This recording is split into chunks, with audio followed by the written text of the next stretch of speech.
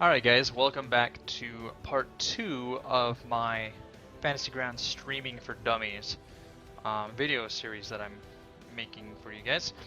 This is basically to help you learn how to create your overlays for streaming online. And it's more Fantasy Grounds specific, but this works for any game that you want to stream. So right off the bat, you're going to need either Photoshop or GIMP. Now Photoshop, I believe they still have a trial version, which if you make all your stuff fast enough, you should be able to get it all set up before your trial runs out. I believe it's 30 days, so you should be good. Or you can choose to buy it. You can also download GIMP, which I will drop a link in the description below. And GIMP is basically like a free version of Photoshop, but without all the bells and whistles. But the method should be about the same on creating your images. Now if you do need help with GIMP, I suggest looking on Google because I'm really not that great with GIMP, I'm sorry. Because Photoshop is what I use exclusively. So let's get started. So when you make your stream, or when you make your graphics for your stream rather, you want to start with the highest resolution. Now, when you first start out streaming, you're not going to be able to stream anything higher resolution than 720. And that's because you need more followers and subscribers, and then Twitch kind of grants you the option of streaming in 1080p. And 1080 is, I believe, the highest resolution that they currently offer that you can stream, which is perfect for, most games out there. But you want to make sure that your graphics and everything are set for a 1080p, not 720p. Because if you make everything for 720 and you finally get to that point where you can stream in 1080, it's going to upscale everything and it's going to look all pixelated and just gross. So make sure you start high and then you're going to stream low, and once you get to that point it's going to look still perfect. So what we want to do is want to create a new file here, and so you want it 1920 by 1080. Now the resolution, just leave it at 72 pixels per inch, or DPI. 300 is going to make your images massive, way bigger than you need to, and it's going to take up. You can already see right here, it's going to take 6 megabytes for a blank image that big. And that should be all you really need to change. Make sure you have it set to RGB color or CMYK, but RGB is going to be best for websites and streaming and things like that. And then you can just leave it at 8-bit or 32 or whatever. Not a big deal. You can always change it later. And then just go ahead and hit OK.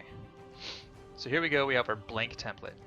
Now, this is going to be the background for the entire stream. So all your little bars that kind of segregate the sections, like the webcam area and the in-game chat where you would, the players chat and roll dice and stuff, and then the actual game itself where you would show the battle maps and everything else, that's all going to be on top of this layer.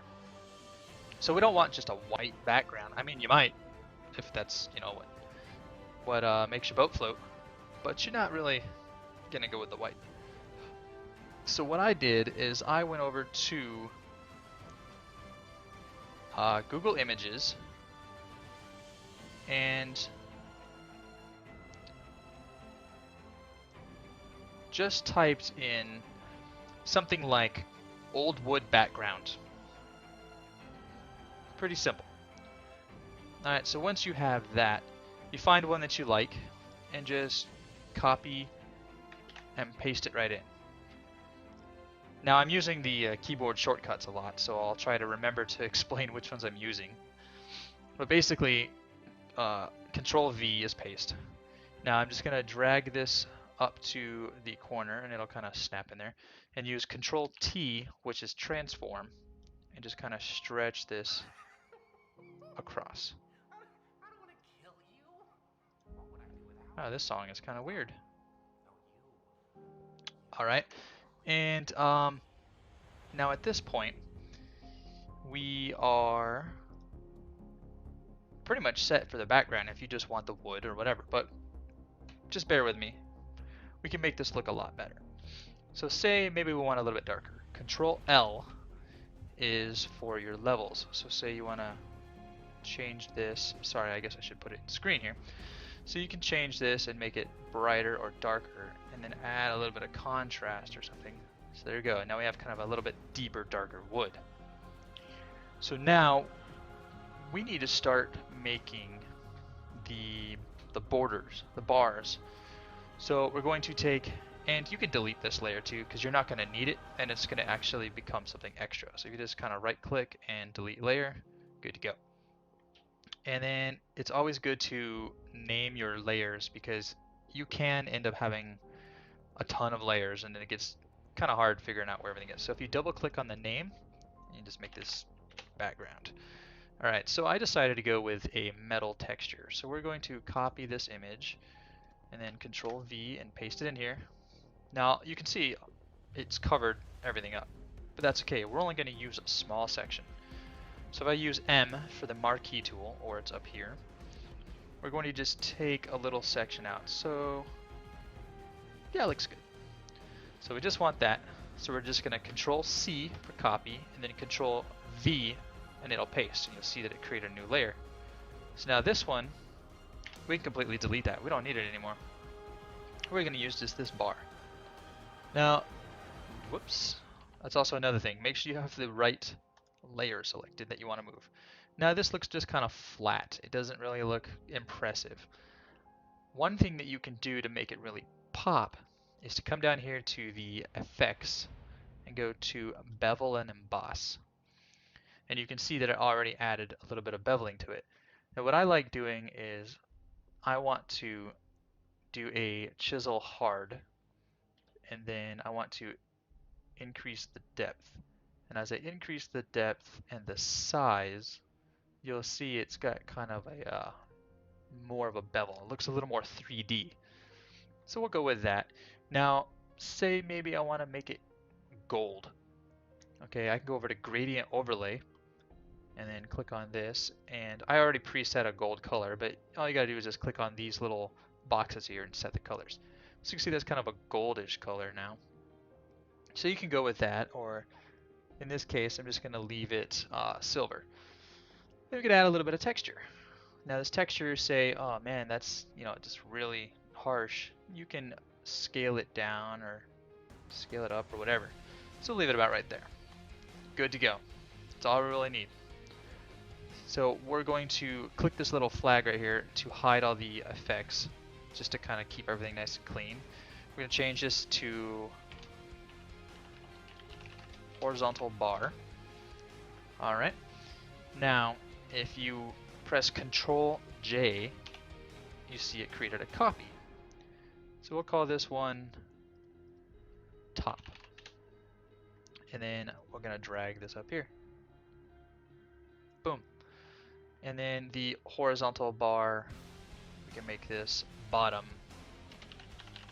just so we know where things are. Now you don't necessarily have to put it anywhere specific. This is just kind of how I do it. For my layout, I put the webcams along the bottom. On the right hand side is where my in-game chat will be. And then this area right here will be where you will see the actual gameplay going. So you can kind of just get a little idea as to where you want it. It doesn't matter, you can always change it, and I'll show you that here shortly. So just kind of get a little bit of an idea, like, alright, I want my webcams about that high. Okay. So now, if I Control J again, you see it made another copy. I'm going to change this to vertical bar L for left. And I'll show you a little trick. So we're going to move this up here. And if you hit Control T again for transform, if you go on the corner, you see it adds that little kind of bent arrow, and you can rotate. Now, if you want to get it so it's a perfect 90 degrees, you can either go off the degrees it tells you or hold down Shift as you turn, and you see it snaps to, I think, 15-degree increments or so. So now we're at 90 degrees. And I want to move this. Let's move it just by like, I don't know. Right here works. Okay, cool. Well, now we need one for the right side, right? Control J again. Make sure you name it. So we'll change this to vertical bar right. And then move it over here. Boom, look at that. Now everything's all nice and pretty and boxed in. Now you can change the order. You see how which one's on top in this corner right here, and I'll zoom in so you get a little view of that. So you can see that this vertical bar is on top of the horizontal. If I click and drag this layer on top, now you can see that one's on top. Another little trick that you can use to blend these together is clicking on this little box down here, which adds a layer mask. And what a layer mask does is it basically hides things as you paint over them, but it's not erased. And I'll show you. So we're going to hit B for brush, and make sure you have a soft brush, not a hard brush, picked. Okay. And then you're going to paint in black. If you paint in white, it undoes what you did, and I'll show you. So you can paint in black, and you see how it makes it disappear. If you hit X, and you'll see it changes your colors, and you can paint back over it in white. Now you see how it's adding a little bit more texture? That's what we want. So we're going to paint in black first, and kind of chop this up a little bit, make it look kind of battle damaged a little bit, maybe, and maybe come in from the top a little bit, down here, and say I wanted that smaller. Hit X. Now you can add some back in. So now you get a little bit of texture, and you can go around the outside and do the same thing to every layer. Now make sure that when you click back on your layer that you click on this little white box. That's actually the layer mask, and you see it puts the frame around it versus the frame around this. You want to make sure you're masking on the mask. Otherwise, if you use the brush tool, it's just going to actually paint, and you don't want that. So you guys can do this on your own and add the rest of your texturing or whatever you want, the masking, to those bars at this point. Now, let's say we want a little separator here for the chat. So we're going to take this right side bar, duplicate it again, and we're going to call this, I don't know, chat bar. That works. And then we'll move this over. Let's say the chat's going to be like about right there. Then it might look a little thick. You know, you might want it a little thinner. So Control T, and then grab your little bar here and just kind of move it in a little bit. There you go. Now it's a little bit thinner, so it's not as bulky as the entirety of the frame. So at this point, we can call it done. Now you can go in and add whatever little graphics or little details you want. You can experiment with the different filters, but this is just all for simplicity's sake. Now you might be thinking, okay, so if I save this image, how am I going to get my webcams on here? And how am I going to get the gameplay screen and the chat screen and all that on there?